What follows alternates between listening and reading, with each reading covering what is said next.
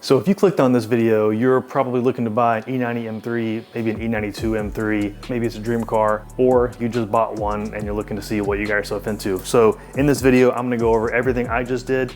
If you don't know, I just bought a 2008 E92 M3 about 2 months ago. It's been in the shop. I've done some stuff. I've had PSI do a lot of stuff to get it where it needs to be. You know, I've had a lot of people ask me about this car, what I think about it. Is it reliable? Is it worth buying? All these types of things, because they're looking to buy one. You know, they don't make these anymore. So anyone you're gonna buy from 2008 to 2013, they're gonna be used. And you don't know the condition, you don't know how the person drove it. Even if, in my example, looks good, sounded good, drove very well, no issues, no crashes, clean title, paint was in good condition, and overall it was a good buy, and I still think it was. But there's a lot of things you cannot see until you dissect and dive into the car, and that's what I'm gonna go over today of what you could expect when you buy a car like this. Mine has roughly 80,000 miles, but for any of these E9X series cars, you can expect between 50, maybe 150,000 miles at the time of shooting this video. That's kind of what I've seen on the market. It's 2024 right now. I'll also go over what you might want to ask to have done in a PPI. A PPI or pre-purchase inspection is a good way to mitigate some of these issues or bring them up in conversation before the buy is made. That way you can kind of navigate your way through the best car to buy, and I'll go over some of that as well. Okay, so here's an overview of what's been done to the car as far as major repairs. We've got cabin air filter, brake fluid flush, coolant flush, manual transmission fluid service, tie rods, tie rod ends, sway bar links, sway bar bushings, AC tensioner, body ground strap, brand new oil fill cap, all 8 spark plugs have been replaced, coolant reservoir return hardline, engine mounts which were destroyed, rear diff coming soon, valve cover, timing cover gaskets, and a full rod bearing service has been completed, which is a must if you are buying an E9X car with an S65 engine. Okay, so you just heard a quick rundown of everything that's been done repair-wise to the car since I've had it. So now let's jump into each one of those individually, and I'll go over why they're important. First things first, this is important. This is what everyone talks about and everybody wants to know, and that is the rod bearings on the S65 engine. For those of you that don't know, the S65 rod bearings were known to prematurely fail. It's just a design flaw, Achilles heel, whatever you want to call it. Every generation of BMW, especially the M cars, have something of that nature. If you're familiar or follow M cars, you'll know that.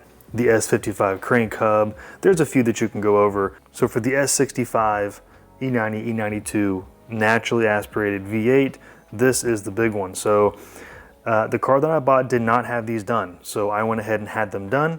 So from 2008 to 2010, I believe it was, the S65 had a lead copper mixture. So lead on the outside, and then once the bearing wore down, you can see almost like a copper line towards the inside. And then at the tail end of 2010 to 2013, it went to a 10 aluminum bearings. An interesting fact on this and why it's kind of important, I had a Blackstone report done before I bought this car. A Blackstone report is a full oil analysis. They can take a sample of your oil and basically give you every chemical that's in that oil. So you can see if a head gasket's blown, are there contaminants in your oil. It's a really, really good way to get a condition of the engine's health before you buy it. Mine was really good. All the numbers were below, at or below the minimums, you could say. So I wasn't too concerned with it. But the thing is, because it's a lead and then a copper, so it's a multi-layer, you can tell if there's copper in the oil that the bearings have worn down to the point where you probably should address it. The newer ones are all 10 aluminum, so I believe it's a single piece. I could be wrong, but I believe it's a single material. So you don't know if it's brand new or if it's been worn all the way down, because the oil analysis isn't going to show that. So that is a benefit of having these types of bearings in the earlier pre-LCI models. The guys over at PSI use BE bearings to replace this. So BE is one of the best bearings that you could have put in your S65 to have it replaced. They do use a lead copper design with a tri-armor coating, so it's very durable. And it's a softer metal, so it's not as harsh on the actual rods themselves. So it actually has greater longevity and better durability, more of an OEM plus, kind of an upgrade from your original bearings. So if you have not had this done, or if you don't know that your car had them done when you buy it, this is something you have to look at. So if we take a look, this is the top side, cylinder 1 through 8, and of course the lower portion 1 through 8. And you can take a look and you can see the condition of those bearings. 3 and 4 looking a little rough. 7 looking a little rough. I couldn't get my fingernail to cause a divot, so it wasn't nothing to worry about, but it's still eating away down to that copper layer. And then you go to the top side. This is pretty typical of what you're gonna see. Again, this is right at 83,000 miles. So this is the condition of what you could expect. You can see the copper starting to show 8, 6, 5, and 2 especially, really starting to show through to that copper. So again, this wasn't anything that was about to be catastrophic to the engine by any means. I've seen way worse. You guys can go Google some catastrophic failures there, but it just shows that it was wearing and it was time to get replaced. So definitely something you need to address. And then regarding the bolts, when you get this done, your bearings will be replaced. Your bolts are also going to be replaced, the rod connecting bolts.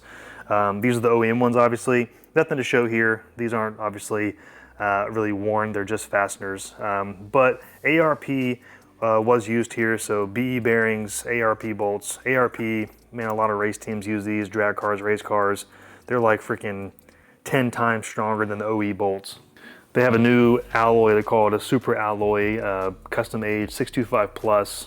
They say it's about 30% stronger than the previous edition that the ARP came out with for the S65 rod bolts. Precision, CNC machine, heat treated, all the good stuff. So these are super strong. If you're gonna go with them, go with ARP. Okay, so moving on, valve covers. So this is another one that needs to be addressed. These on the S65, the valve cover gaskets are known to leak.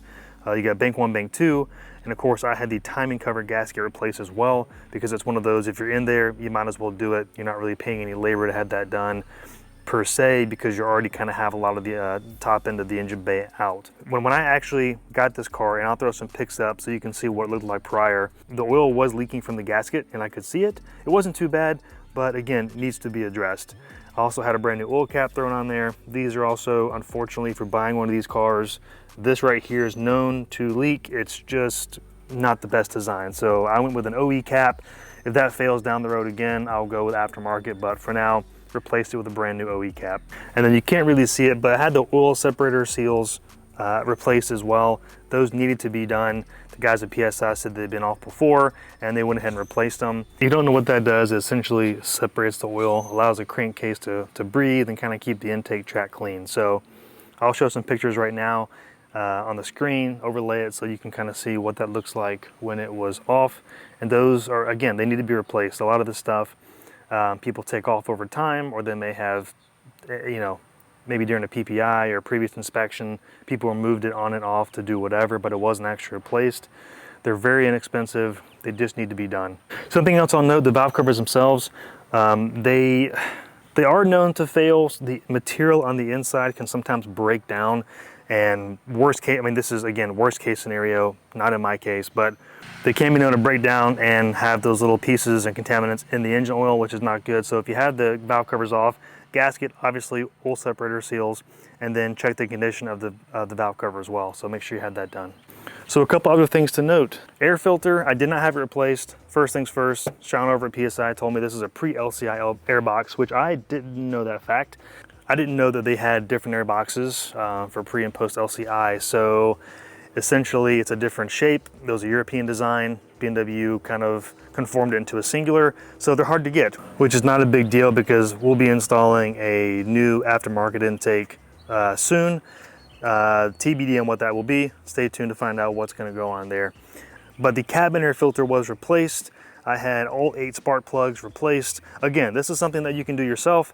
I of course can do this, done it before on similar models. However, when I had a lot of jobs that I just couldn't do, didn't have a lift, didn't have the time for, or the rod bearings, I had never done that before, so I didn't want to, you know, make this a practice session for this car, so I had the experts do it over at PSI. But spark plugs, again, not a hard job, but since everything's already off the car, might as well do it while you're there. I also had the coolant reservoir return hard line. It was just cracking and fading. So again, when you look at a car, I popped the hood originally. If you guys watched that first video, everything looked fine. You got a little dirt, a little dust, no problem. There's certain things you cannot see. So the return hard line from the coolant reservoir apparently was about to just fall apart if somebody sneezed. You know what I mean? That plastic on any car really just doesn't survive the long haul. So that was replaced. The body ground strap, which is your main ground of the car, Pretty important. I mean, it grounds all your electronics. It was corroded. Again, I could not see that. So while they were down there, they had that replaced as well. So again, something that could have caused electrical issues and could have, you know, created some gremlins I wouldn't have known about down the road. So another big one, I'll jump in with you guys. So the motor mounts on this car, this is another one that if you're doing a car like this, you probably should have them checked. These don't last forever. They are a wearable item. And if you're not sure what a motor mount is, it's essentially a mount that holds the motor. You know what I mean? Hard rubber composite brackets essentially that have thick rubber material that hold the motor in place. Keeps it from vibrating, keeps the motor isolated so it's not touching anything else. Okay, very simple there. But let me throw up a picture for you guys on what these motor mounts look like. So as you can see, these things are wild.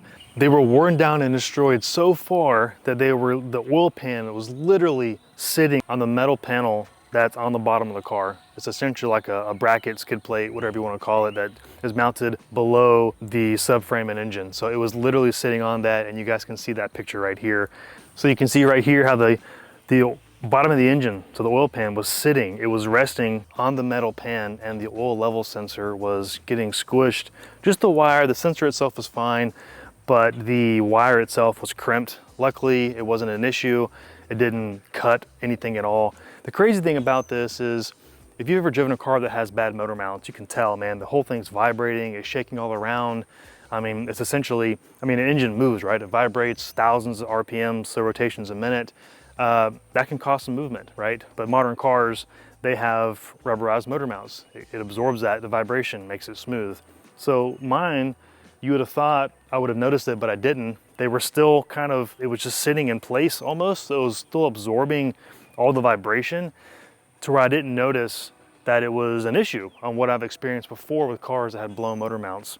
But now with the car being done with brand new motor mounts, way smoother, definitely a difference. So pretty crazy. The guys at PSI said they'd never seen that before. So again, they'd never seen it before.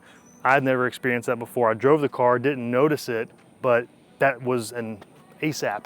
That needed to be done. So again, that's something you really don't want to let go. So that's something else to the bill that needed to be done. Another small thing that was done was the AC tensioner. When I cut the car on, there was a slight whine, not much of a vibration, but a little bit of a whine. AC tensioner was going out, so that was replaced. Again, they were already in there doing the timing cover gasket, so why not replace that? Belts and hoses, all mine were in pretty good condition. Nothing is really falling apart, nothing is dry rotted or corroding, but just keep that in mind as well. These are things you want to inspect when you look for a car like this. So moving on, the tie rods were completely seized. I'll show a couple of pictures right here for you guys so you can see that. Just rusted. Again, this car has 80,000 miles, it's 16 years old, do the math, about 5,000 miles a year. That's a lot of sitting. This car sat for a few years up in Missouri, very cold up there. Garage kept, but very cold, so you drive it a little bit, gets a little water or salt on it, maybe some ice, and then it sits. So you can see the amount of rust on the tie rod ends.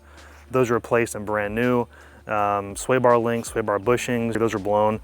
Again, dry rotted. So there's something to say about a car that has wear and tear from a lot of miles, and then there's something to say about a car that has less miles, but set a little bit. So it looks good from the outside. Once it gets going, there may be some issues you don't know about. And that's what I ran into. So a lower mile car that's set for a lot, you're gonna have some rubber that dry rots, you're gonna have some seized mechanical parts that should be moving all the time, but they're not. So these are things you don't quite know until you look at the car, but something you should keep in mind depending on the condition and mileage of the car you had.